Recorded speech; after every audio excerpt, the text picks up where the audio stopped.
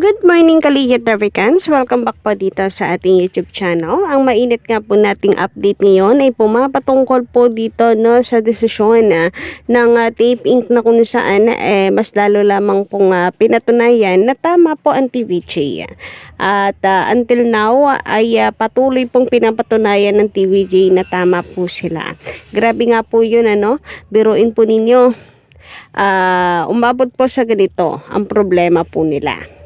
Tapos nakikipaglaban pong pilit ang mga halos host. Pero sa halos lahat naman po ng kanilang katwiran na hindi po nagustuhan ng TVJ ay nagbubunga po ngayon ng kung saan ay wrong move. Kita naman po natin kung papaano ang performance ngayon ng Itbulaga without TVJ. Talaga nangongolelat po. And yung mga segment po nila, nakikita po natin na wala pong mga fresh ideas po dyan. Akala ba natin gusto po ng Tape Inc. ng reformat. Baguhin ang mga segments, magpalit ng mga host ngayon na halos lahat na ng host ay napalitan na. Pati po may karapatan na rin sila na magbago ng segments since sila na may hawak ngayon ng Itbulaga pero hindi pa rin po nila nagagawa.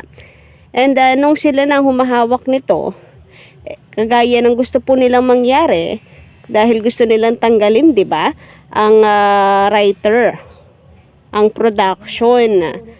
Pero until now, wala naman po tayo nakikitang pagbabago. Pero bago po pala natin pag-usapan ang hinggil sa balitang ito, nais ko po muna na batiin kayo ng happy Saturday po sa ating lahat at makikilala na po natin ang kapatid ni Ellen. Ayan. Good morning po and shout out sa lahat ng mga dito at nakatambay sa ating YouTube channel. Sa mga bago lang, maaari niyong pindutin ang subscribe button and notification bell para maging updated din po kayo sa mga nilalabas po nating balita hinggil po sa TVJ and the legit Daricat. Siyempre sa mga suliranin na kanila pong kinakaharap sa Itbulaga.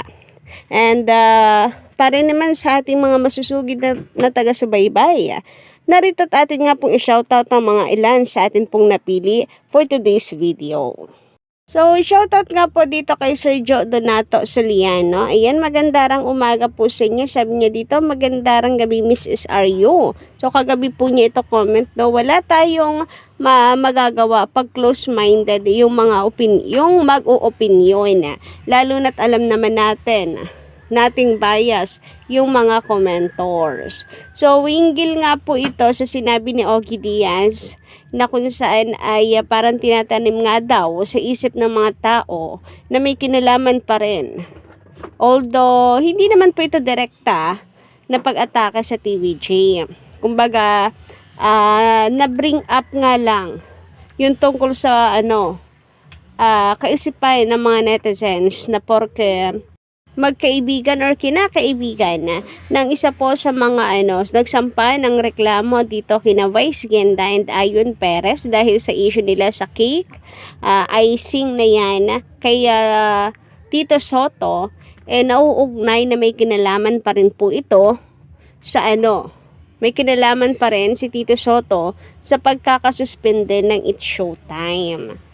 So, yun nga, wala naman daw po tayong mapapala at magagawa kung ang nagbibigay po ng opinyon ay bias sa kabila.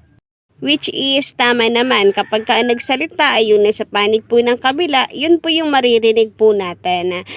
Anyway, shoutout din po pala dito sa ating mga masusugid na komentor, Miss Anna Red the Lady.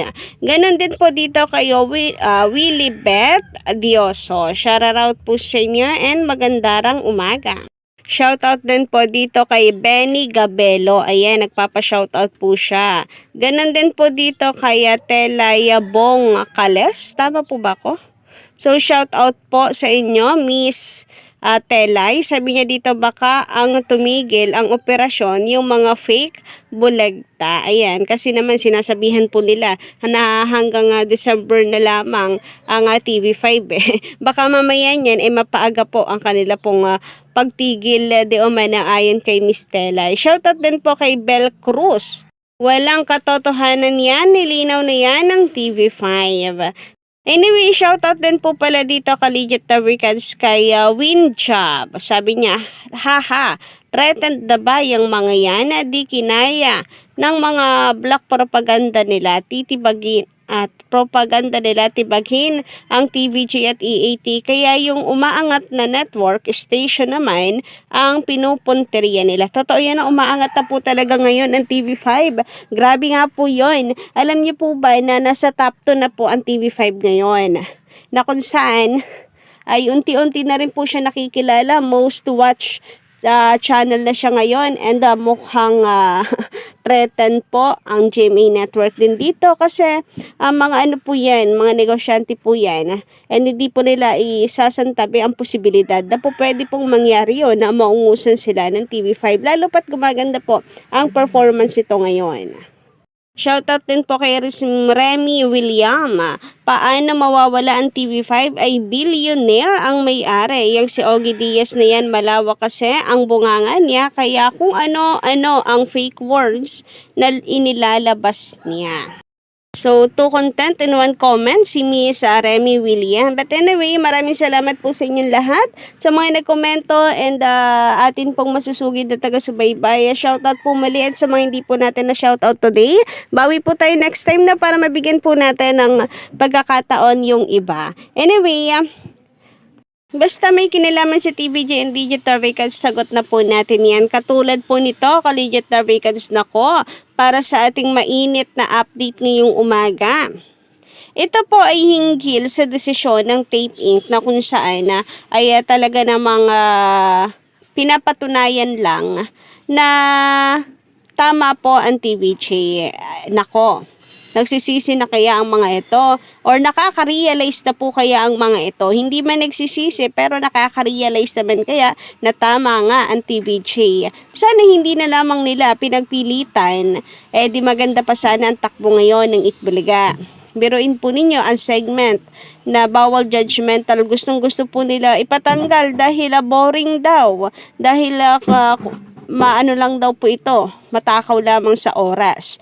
Pero ito naman po ang pinakamagandang segment din sa Itbulaga, na kung saan ito po ay nagbibigay ng awareness para kung meron nang pong parating nagte-trending dito, ay yung usapin po parati at usapan po parati sa sa bawal judgmental. Mapapaiyak ka, meron namang magpapasalamat ka kasi at the end of the day, napakaswerte mo pa rin pala dahil napakahirap na pinagdadaanan ng iba. At yung iba naman ay mai-inspire ka sa kanila pong kwento, and then mamumulat ka sa katotohanan.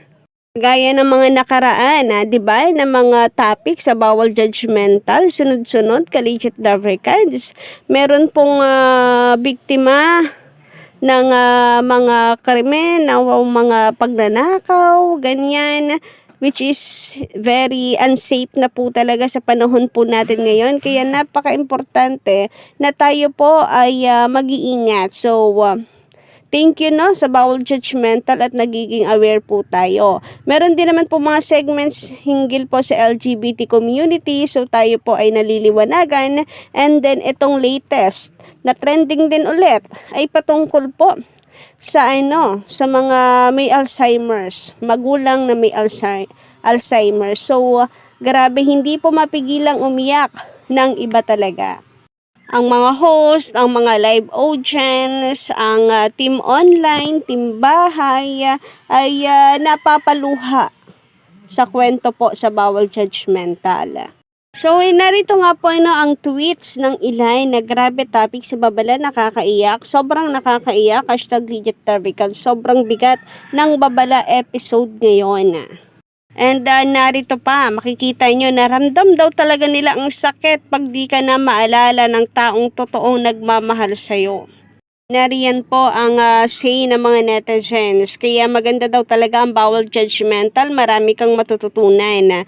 So, isa lamang po itong pruweba na mali ang Tape Inc. sa desisyon nila na ipatanggal ang babala, wag kayong ganun, or bawal judgmental ng Itbulaga. And then yung mga host, yung writer, yung production. Ang dami, halos lahat, yung mga reasons kung bakit hindi sila nagkasundo ng TVJ, lahat ng yon at the end of the day ay napapatunayan halos araw-araw na tama ang desisyon ng TVJ, na mali ang tape ink sa kanilang mga plano. Biruin ninyo ha. Ngayon ay meron na silang power para i-reformat ang Itbulaga, pero hindi nila magawa kasi wala naman po silang fresh ideas kagaya ng production po ng TVJ, ng EAT, yung mga taong gusto po nilang tanggalin.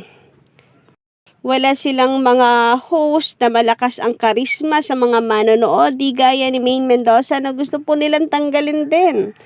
Si Maine Mendoza, malakas po ang karisma niya sa mga manonood. Biruin po ninyo, halos lahat nga ng team online ay parang mga Maine Mendoza fans. Tapos, gusto nilang tanggalin si Mengay. Ngayon po ba, si Daso Richoy po ba, ay nakakakuha po ba yan? Nakakahakot po ba yan ng viewers? Si Charis Solomon, sino ba? Sino ba ang kaya nilang ipalit kay Maine Mendoza and Raisa May? Kay Raisa May pa nga lang, taob na po sila. Kasi very talented po ng batang yon. And home growth po na niyang Itbulaga. Bakit naman mismong sila sa kanila nang galing ay tatraydo rin po nila? O diba, Kitams? Yung gusto po nila mangyari, nangungulelat sila ngayon. Mapa-online at TV ratings. Sa segments, wala po silang maihayin na fresh ideas. Puro mga lamang na remake na mga nagawa na po ng Itbulaga noon pa. Kayo po ba, Kaligit Tarvicals, ano po ang inyong masisay hinggil po dito? Pa-comment na lamang po dyan sa baba, no? And don't forget to click the subscribe button and notification bell para po sa iba pang mga balita.